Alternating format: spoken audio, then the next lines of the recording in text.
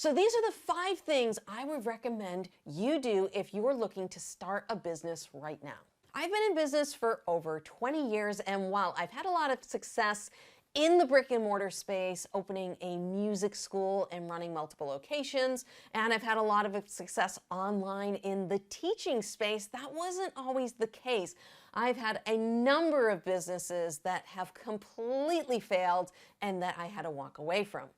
It's in these failures that I actually learned the most about what makes a successful business. With this experience in mind, I'd like to give you some tips on what I would do differently if I were going to start my business again today. First thing that is very, very important that I didn't understand when I started businesses in my early 20s is make sure you have a problem that you can solve. Let's face it, if you're going into business, you have to make money.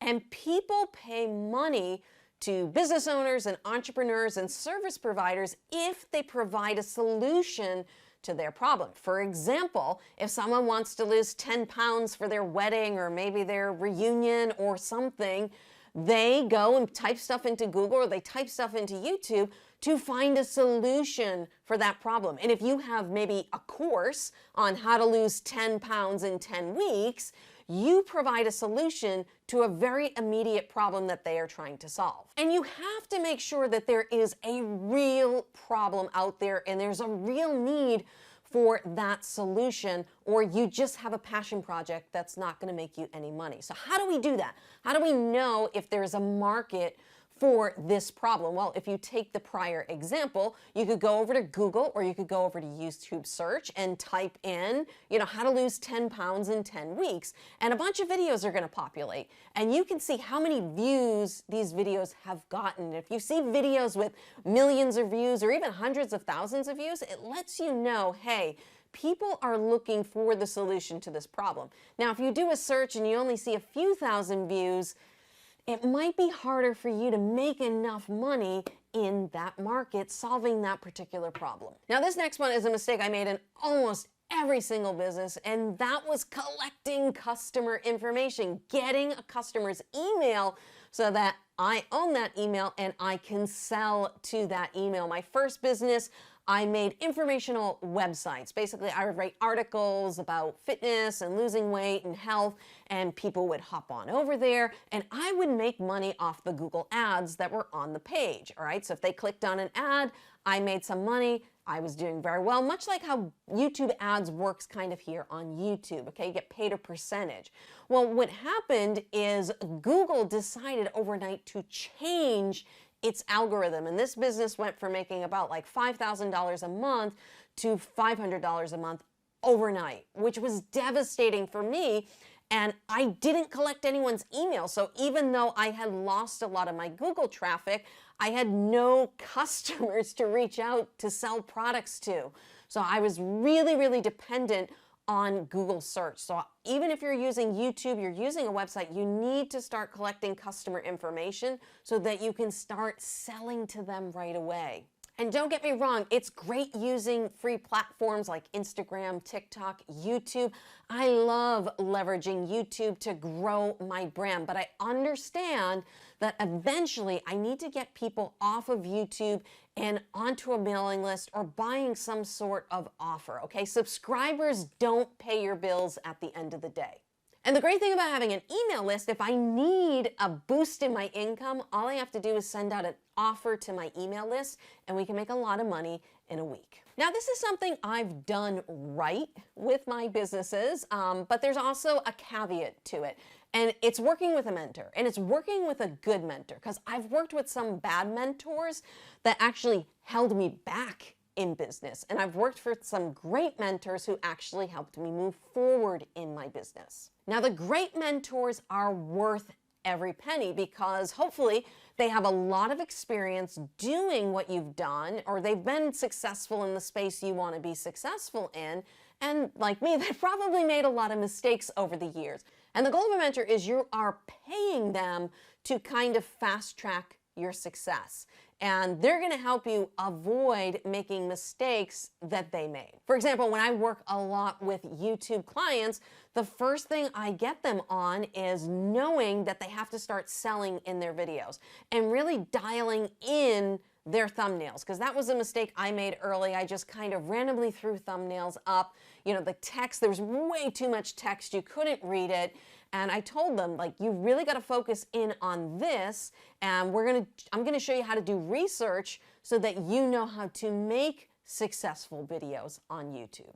So by learning from someone else's mistakes, hopefully you can approach that problem differently when it comes by having a different perspective, or you can avoid that problem or mistake altogether. This is a huge one for a lot of entrepreneurs, and it's waiting for everything to be perfect. Listen, nothing is ever going to be perfect. My early YouTube videos were horrible. They were grainy. I had bad lighting. I don't even think I had a microphone. I was just using my phone. I don't have the professional setup that I have now. But some of those videos are still some of my highest performing videos, even though now I do have the professional camera and the lighting and the microphone and everything else. So it just goes to show you, good content does not have to be perfect to get broad exposure, especially on social media platforms like Instagram and YouTube.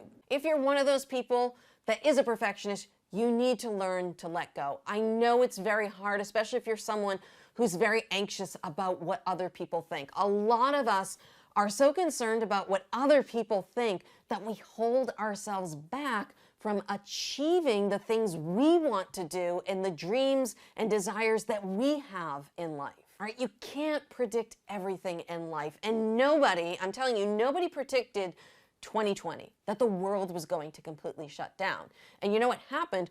All the people who weren't worried about being perfect, they were just throwing videos up on social media, throwing videos up on YouTube. They didn't worry about being perfect. So when 2020 hit, they had the perfect storm of being ready. And then everyone else who was waiting for that perfect moment, they hadn't even gotten started. So they missed the moment. They didn't have any momentum, while the people who weren't worried about being perfect already had something going. I had a website up and running and with a landing page. My landing page was horrible for my course. Absolutely horrible. I don't even know how I sold anything. But I had something. So when COVID hit and people were looking for guitar lessons, they had someplace to go, and they still bought because it was something that they really, really wanted. The bottom line in business, again, you need to make money. Stop waiting for everything to be perfect. Get started today. Don't get started 3 months from now, 5 months from now. Don't wait until you have the perfect haircut or your makeup looks great. Stop worrying about that. What's important is you need to start focusing on helping others so that you can reach more people so they can actually start building and growing a business online. And while social media is so phenomenal, I've made a lot of money using YouTube. But a big thing people ignore is websites, okay? Websites are still vitally important in helping you sell. People are like, websites are dead. I don't think websites are dead. As you know, I started in building websites in my early 20s. My website gets over 100,000 unique visitors every month. That's a lot of people, and that's a lot of eyeballs on my brands, my products, and my services. Remember, not everyone wants to watch a video. My wife hates watching videos, especially tutorial videos. She's like, I'd rather see it written in format, step 1, step 2, step 3. Some people don't like videos. Some people like written word and reading better than watching a video on YouTube. So how are you going to attract those types of buyers if you don't meet them where they are successful? What I like to do is I like to write articles that pair with my social media content. This way I have an article, how to hold the guitar, okay? So I write an article like, these are my best suggestions for holding a guitar. I might have some pictures, but I will also include a YouTube video. I will embed a YouTube video. So the people who want to consume my content via video, they have that option. And if they don't want to, they have the article. Now, the thing that this article serves is there's all kinds of keywords throughout this article. And when people type in Google search, they will find my article or my page. Now, it might not be for how to hold a guitar. It might be for some random phrase that's written in the article somewhere. And that's how they find you. They interact with you, they interact with your business, and then they start buying your product. The other great thing about websites is when people are searching in Google, they're usually searching for answers to very specific problems. So these are people that know they have a problem and they're looking for an answer. They may not be ready to buy yet. That's why you want to get their email so you can nurture that lead. But these are people who are looking for a solution to a very, very specific problem. So if you can provide the answers and help them, then it's going to be more likely that they're going to do business with you down the road. So if you're someone who wants to be an online content creator and be an educator here on YouTube and learn how to leverage that, go check out this video over here where I'm going to talk about the 5 biggest mistakes that YouTubers make without even knowing it.